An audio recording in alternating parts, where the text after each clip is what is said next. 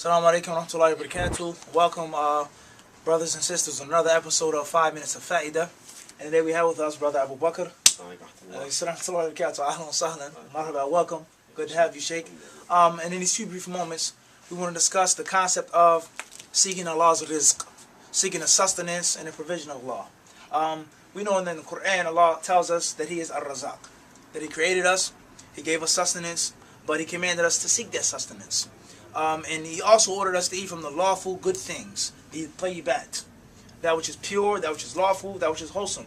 And He also ordered us to avoid the khaba'ith, things that are foul and wicked, whether it be riba, whether it be eating your brother's or sister's wealth without their pleasure, doing unfair transactions, so on and so forth. There are several hadith in which the Prophet ﷺ tells us of the virtue of seeking a living, of going out, whether it's selling something, being a merchant, constructing something, so on and so forth. So Abu Bakr, we want you, inshallah, to expound on, within a couple minutes that we have, the concept of seeking rizq as a Muslim, in the Quran and Sunnah. Some of your experiences as being a merchant, seeking rizq, so on and so forth. What advice can you give us and to the viewers, inshallah? Alhamdulillah Rabbil Alameen, salatu wassalamu ala nabiyyina Muhammad wa ala alihi wa sahbihi wa ta'ala. Ba'd. Alhamdulillah, we thank the Prophet Muhammad for being here and the brothers that are recording. Alhamdulillah. As far as seeking Allah Jalla subhanahu wa ta'ala rizq as a Muslim, especially in America, alhamdulillah, we have a lot of other stuff that other doesn't have.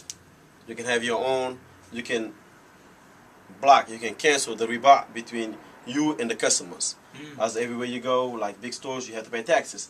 As a Muslim, alhamdulillah Rabbil Alameen, that riba they take from the people, you can stop from them from getting that. So what you're saying, what I'm understanding, is that if you're independent, entrepreneur, whatever, you have your own business as a Muslim, a lot of haram things you can avoid. Is that what you're saying? Yes. Yeah, that's what I'm saying clearly. Example, the paying taxes. Okay. I can avoid any type of taxes that my customer have to pay. I can avoid all of it. I can do business taxes straight up, I don't have to pay nothing. So if a Muslim, if I'm understanding you correctly, if a Muslim can be independent and seek help of Allah, you're saying you feel that's best? That's the best. It's the best, the easier, even better for the customer. Matter of fact, as a merchant, my customer love me because of that. Another way. They even respect it because they straight up. They love you because they don't get charged nothing. How much this costs? It's $25. How much this costs? $20. They get $30. No, it's only $25. Simple to the point. It's only this price, and simple as. Okay, so what difficulties does a Muslim face in the world today, let alone in America, with regards to seeking halal provision of Allah? Alhamdulillah, it's not easy to start a business or to grow up. But alhamdulillah, ala kulli hal, at the end of the day, as a Muslims, especially in America, working and stuff like that, a lot of stuff we get forced to put on to pay tax and stuff. We get forced to do a lot of stuff. It's out of your control. But, and again, it's some stuff that you have your hands on. Okay, so Abu Bakr, not to cut you off, you're telling me that if a Muslim is forced, if his hand is forced, then there's no sin upon him?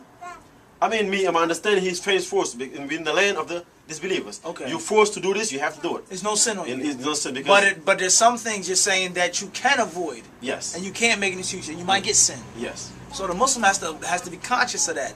A lot of times we over-exaggerate in necessity or hardship. Sometimes it is, like you just said. You have to do certain things. Okay, but certain things, you just go with the flow, in other words. Yes. So your advice for a Muslim merchant or somebody that's, seeking Allah's rizq, however he seeks it, is to be careful. He has to be conscious. Yes. So, how does he be conscious? What's going to help him?